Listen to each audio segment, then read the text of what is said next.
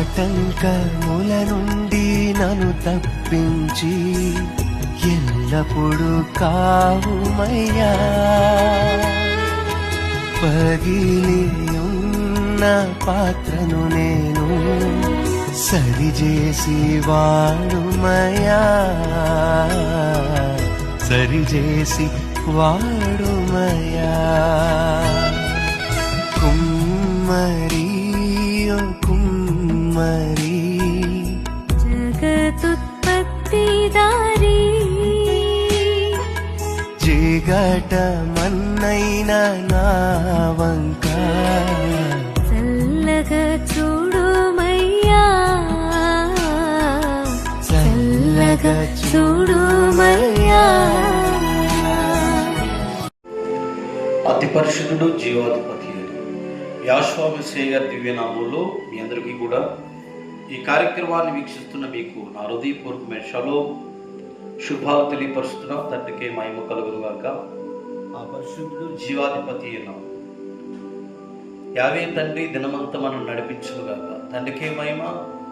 ఈరోజు ఈ వాగ్దానాలన్నీ కూడా శ్రేష్టమైన వాగ్దానాలను మనము నేర్చుకునే వారమే ఉన్నాం కనుక ప్రతి ఒక్కరు కూడా తండ్రి యొక్క సన్నిధిలో ఉత్సాహాన్ని, సంతోషాన్ని, సమాధానాన్ని అనుకూలపరిచి రాత్రంతా మనకి నిద్రనిచ్చి పగలంతా కాపాడుతున్న సర్వశక్తిమంతుడికి మహిమ కలుగునుగాక. ఈరోజు పెద్దలంటే చాలా మందికి చిరాకు. ఎంతమందికి చిరాకు అంటే పెద్దలంటే పెద్దలను గౌరవించేవారు లేరు. ఈరోజు పెద్దలు లేకపోతే ఎంతో మంచివారుగా ఉంటారని, పెద్దలు లేకపోతే నా ఇష్ట ప్రకారంగా జరగాలనుకుంటారు. కానీ బైబిల్ గ్రంథం, ఈ శ్రేష్టమైన గ్రంథము ఏం తెలియపరుస్తుందంటే, సామెతల గ్రంథము 11వ అధ్యాయం 14వ వచనంలో నాయకులు లేని జనులు చెడిపోవుదురు, ఆలోచనకర్తలు అనేకులుండుట రక్షణ అని రాయబడింది. రక్షణకరం. తండ్రికి మహిమ కలుగునుగాక. నాయకులు లేని జనులు చెడిపోదురు, ఆలోచనకర్తలు అనేకులు ఉండుట రక్షణకరము అని ఈ శ్రేష్టమైన వాక్యభాగం తెలియపరుస్తూ ఉంది.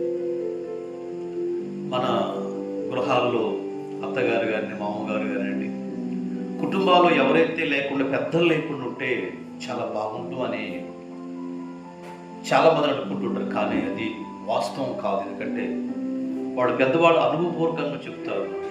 అందుకని ఆలోచనలు ఇచ్చేవారు కొంతమంది ఉన్న వాళ్ళు నిజంగా రక్షణకరము అని సొలొమోను భక్తుడు ఈ లేఖనాల ద్వారా తెలియపరుస్తూ ఉన్నాడు.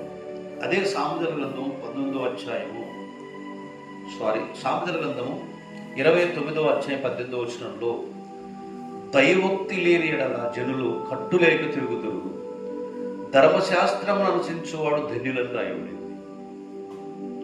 ఒక నియమ నిబంధన లేకపోతే ఏ కులంలోని, ఏ మతంలోని, ఏ దేశంలోని కానీ పిల్లరా ఆ కట్టుబాటు ఉంటేనే భయపడుతూ ఉంటారు.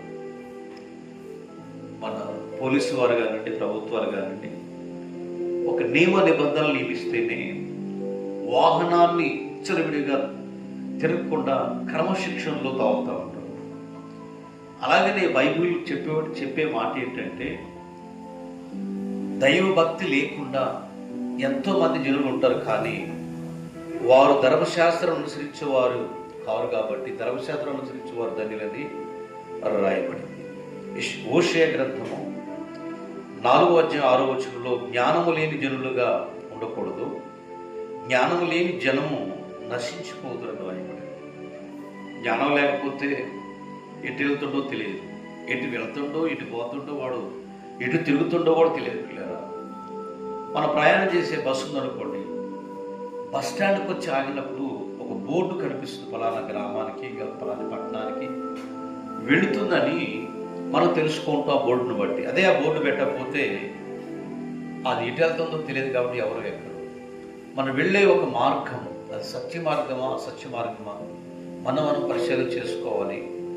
కనుక జ్ఞానం లేని జనులు నశిస్తారని సొలొమోను అంటాడు. కనుక హోషేయ గ్రంథంలో కూడా అదే రాయబడింది. మనం కూడా జ్ఞానం కలిగిన వారుగా, ఎటు వెళుతున్నామో ఎటు వెళ్ళకూడదు తెలుసుకొని మనం వెళ్ళాలి. అందుకని మరి బైబిల్ తెలిసే నాయకులు కలిగినట్టు సంఘం కానివ్వండి, జ్ఞానం కలిగినట్టు వారు కానివ్వండి, ఆ దేశానికి తెచ్చేవారుగా ఉంటారు. ఇరుషులు చూశారనుకోండి, ఎంత జ్ఞానం. వాళ్ళు వ్యవసాయం కానివ్వండి చాలా గొప్పగా పండిస్తూ ఉంటారు. మన దేశంలో కూడా గొప్పగా పండిస్తున్నారు. కనుక అదే హోషేయ గ్రంథం 1:14 వివేచన లేని జనులుగా ఉండకూడదు, వివేచన లేని జనము నిర్మూలమగుదని రాయబడింది. కనుక వివేచన కలిగి నిర్మూలన కలిగినటువంటి వారికి మనం ఉండాలని ఈ దినం మనకి ఈ లేఖనాల ద్వారా, ఈ వాగ్దానాల ద్వారా తెలియపరుస్తూ ఉంది. మత్తయి 9:36 ఆయన సమూహము చూసి వారు కాపరలేని గొర్రెల వలె విసికి చెంది ఉన్నందున వారి మీద కనికరపడినాను. ఒక మందకి కాపరి అవసరం. ఆ మందను కాయటానికి ఆ కాపరి కోకి తిట్టేటట్టు ఒక కట్టుగా క్రమాన్ని నడిపిస్తాడు. సంఘానికి కూడా ఒక కట్టు, పొలానికి ఒక గిట్టు, అలాగనే సంఘానికి ఒక కట్టు, కుటుంబానికి ఒక గుట్టు, సంఘానికి ఒక కట్టు, పొలానికి ఒక గిట్టులు కలిగి ఉండాలి. సిద్ధాంతాల పరంగా కాకుండా యావే నమ్మిన బిడ్డలుగా మనం ఉండాలని బైబిల్ తెలియపరుస్తుంది. తెస్సలోనికీ పత్రిక 4:13 సహోదరులారా, నిరీక్షణ లేని ఇతరుల వల్ల మీరు దుఃఖపడు నిమిత్తము నిద్రించుతున్న వారిని గురించి మీకు తెలియకుడుట నాకు ఇష్టం లేదు. మెస్సయ్య మృతి నుండి తిరిగి లేచినట్లుగా మనం కూడా నమ్మిన ఎడల అదే ప్రకారంగా మెస్సయ్య నందు నిద్రించుతున్న వారు ఎలోహి ఆయనతో కూడా ఎండబెట్టుకుని రాయబడింది.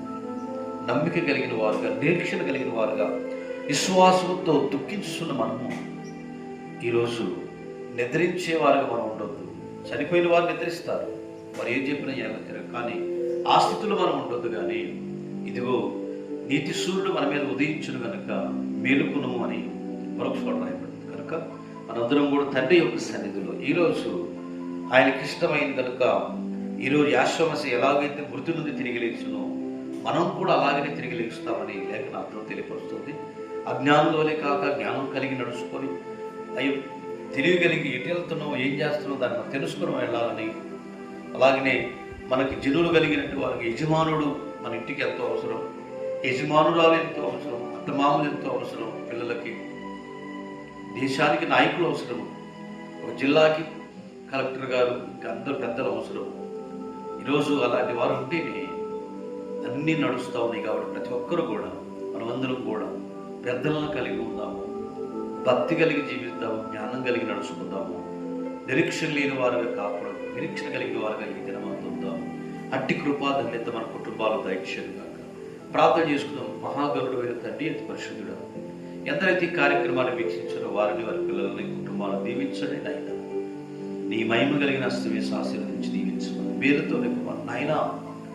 ఈ దినమునైనా ఎందరైతే కార్యక్రమాలు, నూతనమైన పుట్టినరోజు కార్యక్రమాలు, గృహ ప్రతిష్టలు తండ్రి, వివాహ వేడుకలు, గృహ కూడికలు తండ్రి, న్యాయులు తండ్రి అయినా అనేక రీతుల్లో స్వార్థ మహాసభలు జరిపిస్తున్న వారిని, వారి పిల్లల కుటుంబాన్ని ఈ నూతన సంవత్సరం అంతా కాపాడి దీవించి నడిపించమని యాశ్వమసి గారి నామములో అడుగుతున్నాము తండ్రి. ఆమేన్. మీ అందరికీ నా హృదయ పురుషంలో ఉండే తండ్రి మనందరినీ ఆశీర్వదించుగా. ఈ ఛానల్ గురించి అనేకలు తెలియపరచండి, సబ్స్క్రైబ్ చేయండి, సేవకు సహాయపడండి. నూతన మందిర నిర్మాణం జరుగుతూ ఉంది కనుక ఆ మందిరం కొరకు ప్రార్థన చేయండి, సహాయపడండి. తండ్రి మనందరినీ ఆశీర్వదించుగాక. హల్లెలూయా. మీ కొరకు ప్రార్థన చేస్తాను. మహిమ కలిగిన తండ్రి, పరిశుద్ధుడా, జీవం కలిగిన నా పరలోకపు యావే నీ శ్రేష్టమైన నామానికి వందనాలయ్యా. ఈ దినం ఈ కార్యక్రమాన్ని చూసిన ప్రతి వారిని దీవించి ఆశీర్వదించమని, దినమంతము నడిపించి దీవించమని అయ్యా.